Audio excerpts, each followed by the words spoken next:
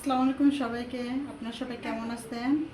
দেখেন আমি এটা কি করতেছি।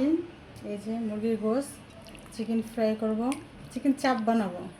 আমি সব রকম মশলা দিয়ে মেখে নিচ্ছি, খুব সুন্দর করে মেখে নিচ্ছি। আমি গোশতটা অনেক পাতলা করে দিচ্ছি যাতে একটু তাড়াতাড়ি হয়। এটাই আজকে বিকালের নাস্তা, সন্ধ্যার নাস্তা।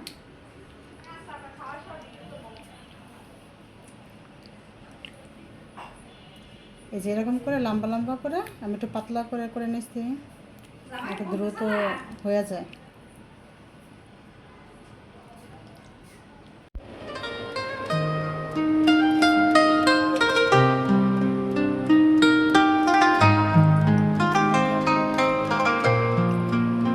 আমার তেল গরম হয়ে গেছে,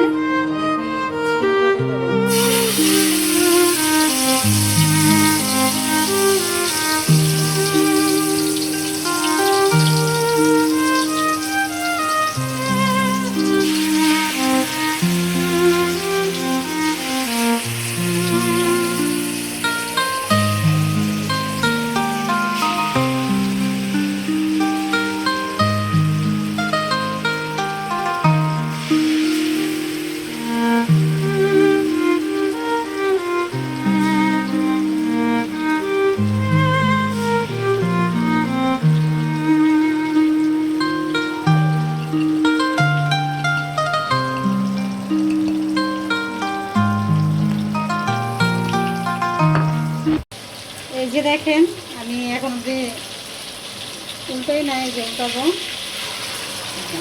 গ্রামটা অনেক সুন্দর বেরোচ্ছে। দেখেন আমি সবগুলো সুন্দর করে উল্টে আনি।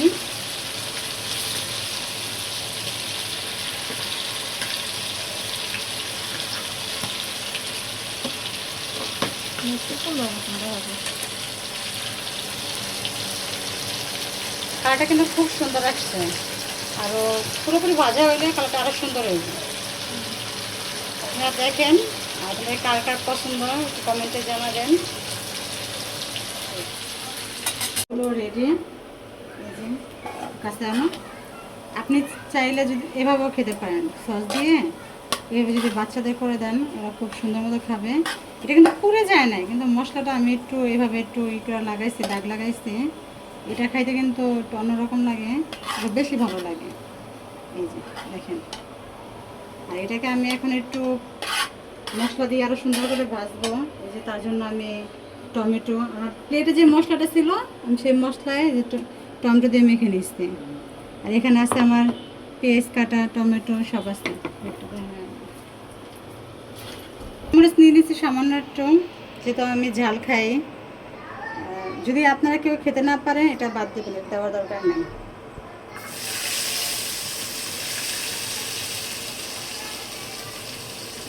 আপনারা দেখতে থাকেন, আমি পুরোটা রেডি করে নিয়ে আসছি।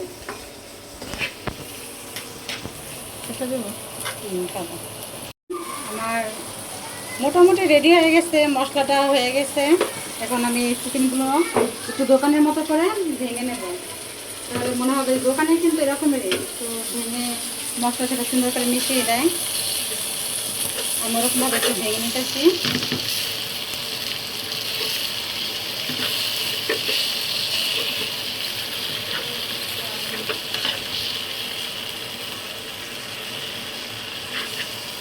দেখেন আমার এটা রেডি করে ভেঙে একটু নাড়াচাড়া দিলে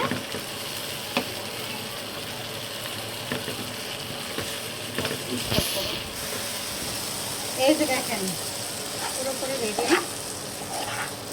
আমি এরকম একটু টমেটো পেঁয়াজ টানা মানে আমি রাখবো, এটা মুখে পড়লে ভালো লাগে খাইতে।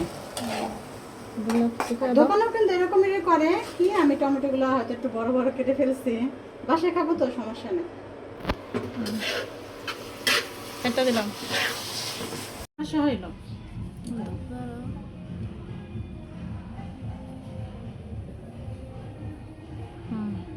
এই যে দেখেন আমার নাস্তা রেডি। এই যে কালারটা কিন্তু খুব সুন্দর হয়েছে, আশা করা যায় আলহামদুলিল্লাহ ভালোই হইব। দেখা যাক। আমি এর সাথে খাবো এই যে পরোটা। পরোটা আমি ঘরে বানাই নাই, এটা আমি দোকান থেকে কিনে আনছি। এটার সাথে খেয়ে আপনাদের বলবো যে কেমন হয়েছে। আপনারাও চাইলে এভাবে ঘরে বানায় খেতে পারেন, বাচ্চাদের খাওয়াইতে পারেন, তাহলে আর বাইরে হোটেলের খাবার ওরকম খাইতে হবে না। হোটেলেও খাওয়া যায় মাঝে সাঝে, সবসময়ের জন্য হোটেল খুব একটা শরীরের জন্য ভালো না। এভাবে ঘরে বানায় খেলে খারাপ হয় না।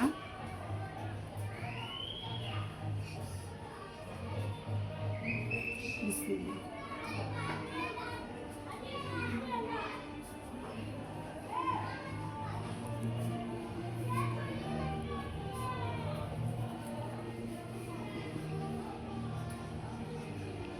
আলহামদুলিল্লাহ, আলহামদুলিল্লাহ, অনেক ভালো হয়েছে। এভাবে বাচ্চাদের খাওয়াবেন, নিজেরাও খাবেন। মাঝে মাঝে হোটেলে যাবেন, ঘরে সবসময় নিজেরা বানায় খাওয়ার চেষ্টা করবেন। নিজের হাতে বানায় খাওয়ার মজাই অন্যরকম।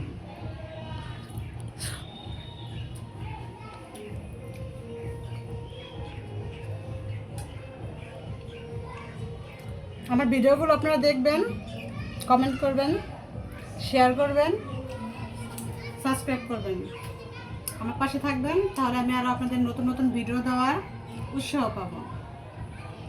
Bye bye.